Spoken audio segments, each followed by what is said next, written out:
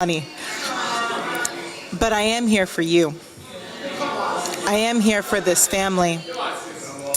And I do want to clarify a couple of things in terms of the lawsuits. You know, there's a lot of information out there online on social media about cases and what's dismissed and what's not and what do we count and what do we not. And I want to talk about what the word dismissed means. So currently, with our organization, with anyone that's in our organization, we've been dismissed from many cases, which means either the party that was against us or the judge themselves took us out of that case. They removed us. That's what that means to be dismissed. So we have nothing to do with it anymore. So far, there's not a ton of cases. There's 2. One of them that started a couple months ago. And there's no movement going on. There's nothing going on with it. We don't even know, what's going to happen with it. And so I want to dispel that there's so many cases out there that we're involved in. We're not. There might be many cases, but we have nothing to do with it, so we're not paying attention to it. Because it doesn't have to do with our movement, and there's no other charges against us in those cases. The second is in terms of payment of Kip's lawsuits. Of course, we all know Kip, he started this movement, and he's no longer with us. But one thing that we really do believe in with central administration is abiding by the laws of the land. Romans 13, we obey the whole Bible, which means we have to obey this part of the Bible too. The laws of the land in the state of California, and just about every state, says you have to pay for anything involved with an employee if they're being sued as an employee of an organization. And while we're a spiritual family, we're also a corporation. We have to live like that because it's the laws of the land. And it's what God has given us, honestly, to protect us. But with that being said, the laws of the land say we have to pay for Kip's lawsuits for when he was an employee of this organization. That could be things that happened a long time ago, anything up until when he resigned. And right now we're trying to see what we can do about that, but right now we do have to pay for those things because we want to abide by the law. And I really do believe with all my heart, I have peace with this, because if we obey God, God will take care of it. He always does. If we obey his Bible, this isn't just about, well, this is what the rules say and this is what the law says. This is about obeying God. If we obey God, God's going to take care of us. And so I just wanted to go ahead and clarify those things for you. Thank you, family.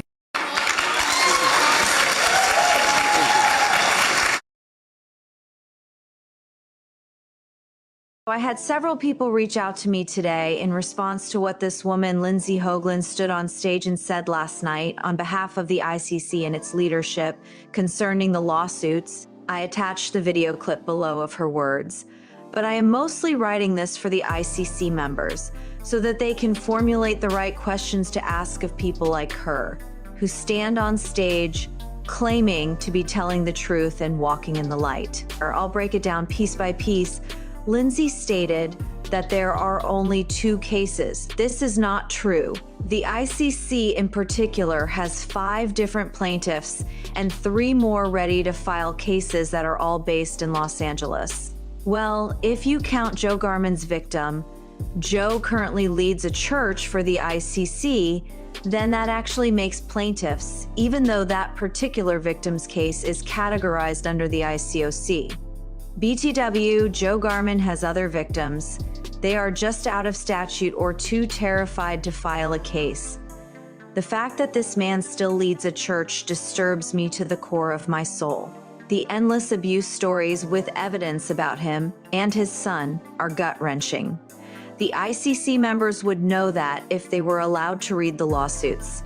By the way, one of the upcoming ICC plaintiffs started being abused when the child was 4, and she recently outcried at age 11. Also to note, Kip is not a defendant on any of the upcoming cases, only the ICC and a handful of ICC members. Some new defendants and some repeat defendants will be named as well. So for this woman to stand on stage and flippantly state that there are only 2 cases is intentionally cruel and deceptive. These are real humans who have gone through hell and were destroyed during their time inside of the ICC, and 2 of the current Jane Doe ICC cases were minors, and Lindsay didn't even bother to mention them. She did mention Andrea's case and said that there was no movement on this case and that nothing was happening. This is also not true, as the ICC lawyers have already begun fighting this case as well. I'll get permission to start posting some of these demurs and motions that the ICC lawyers keep sending over to our legal team. Lindsay states that most of the lawsuits have been dismissed by the judge, or that the ICC has been removed from the cases, etc. This is also not true. Some of the cases were simply reorganized to isolate ICO cases from the ICC cases. The abusive ICC environment and Kip is the common denominator in all of the cases. Kip was their celebrated and protected leader up until a few months ago. So now they conveniently and strategically try to distance themselves from Kip and all of the cases. Only one of the cases, which Kip is still a defendant on, the judge removed the ICC from the case because of some shady legal maneuvering concerning statute issues by the ICC's lawyers. Not on the merits or true facts of the case. The ICC has never been concerned with justice for the victims and finding out about the abuse. They've just been concerned with trying to get out of it legally. Therefore, this case is being appealed this month and will now be forced into appellate court, thanks to the ICC leadership and their choices. This particular case, involving 2 different plaintiffs and several different defendants, has about a 90% chance of being able to add the ICC back onto that particular case, which is still active, which means they are only dragging this out longer, trying to avoid the inevitable, which equals at least 1 more year of the ICC members paying for the appeals process on all of these massive legal fees. But the ICC could have ended this months ago by simply being honest. If the members are paying for the legal process themselves, don't you think they should be considered in some of these legal decisions? Lindsay then talks about obeying the laws of the land and the Bible, and that they are forced to obey the laws of the land because they are an organization. So what is it, Lindsay? Are you guys God's true church, where the Bible is your standard, or are you an organization that is run by a bunch of lawyers? As so far, every step of the way, the ICC leadership and direct emails from Lindsay have demanded for those trying to tell the truth to turn over evidence, and threatened them with legal action and/or being arrested if they did not do so. The ICC's only goal has been to keep the truth from coming out. And when convenient, they spout out smokescreens like, we must obey the laws of the land. But if you are going to obey the laws of the land, then how about you help the victims seek justice from the many defendants, including Joe Garman and Tim Kernan, who either covered up their own abuse or others' abuse. But no, you all have done the opposite of that, and have tried to use every legal loophole and strategic manipulation while simultaneously deceiving your members in order to conceal what has really happened inside of the ICC leadership. And if you guys are going to hide behind your attorneys and follow their advice instead of what the scriptures command, then at least have the courage to say it. Don't stand up there and lie about obeying the laws of the land. I am surrounded by lawyers on a daily basis, and you guys have the legal right to guide your attorneys on how you want these cases to be handled. So at least own the fact that you want all of these cases to go away without the victims getting justice or anyone being held accountable in order to protect your organization.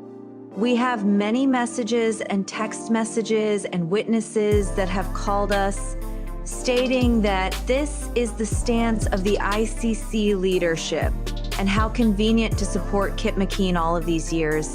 And now Raul stands on stage and blames him and says, well, Kip is gone now, so let's just all move forward. Trying to shove all of this under the rug is the opposite of how God commands you to handle this.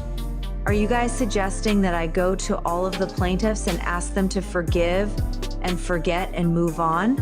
It's not about winning the cases, which is what I've been told the ICC wants, but it's about finally getting justice for these humans and helping them heal so that they can rebuild their lives. You know all of the scriptures about putting stumbling blocks in front of people and causing the little ones to stumble, etc. But that's exactly what the ICC leadership keeps doing. I could say a lot more, but I will end here on Lindsay's comments about the hundreds of thousands of dollars in legal fees that have already been spent on defending Kip and the ICC. You guys are at what, over 350 Malawian kwacha now on just legal fees?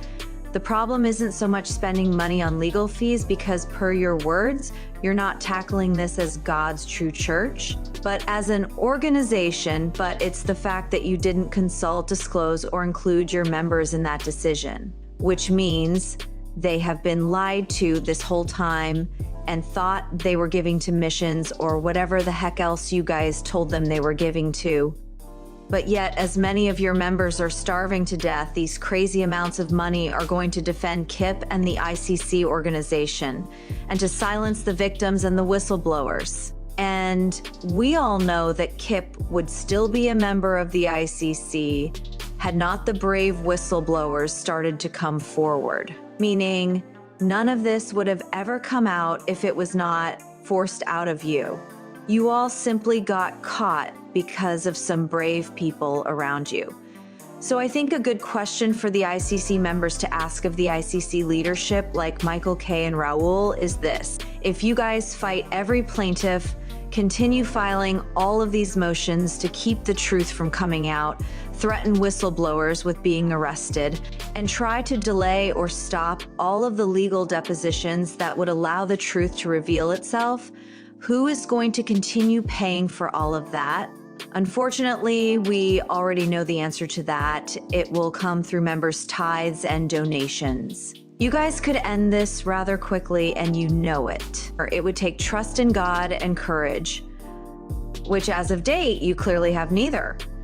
I guess time will tell on how you all handle the legal fight going forward. I'm going to start posting every single demur and motion and update. That way, at least your ICC members can have the actual truth and the facts, so that they can decide for themselves what being righteous and walking in the light really looks like. Because right now, they don't have any examples of that from the ICC leadership.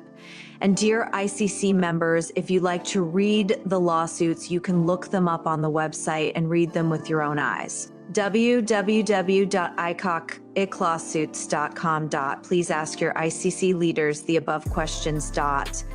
They opened up this door. We are simply responding to all of the public lies and will continue to do so. And until they decide to do the right thing and allow the truth to come out, all of you ICC members will be paying for this process. Not only financially, but emotionally and spiritually as well. Notices of deposition went out last week to begin in early February, where witnesses will begin to be deposed under oath and videotaped.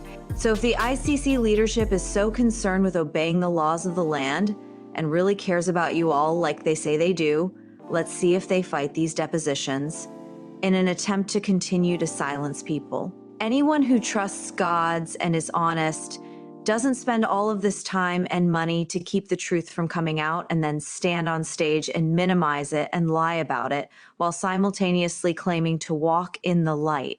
But the worst thing is that the victims continue to be dragged through the mud and re-traumatized by these people that claim to follow Jesus and God's word. The scriptures are very clear about this, so may God have mercy on their souls.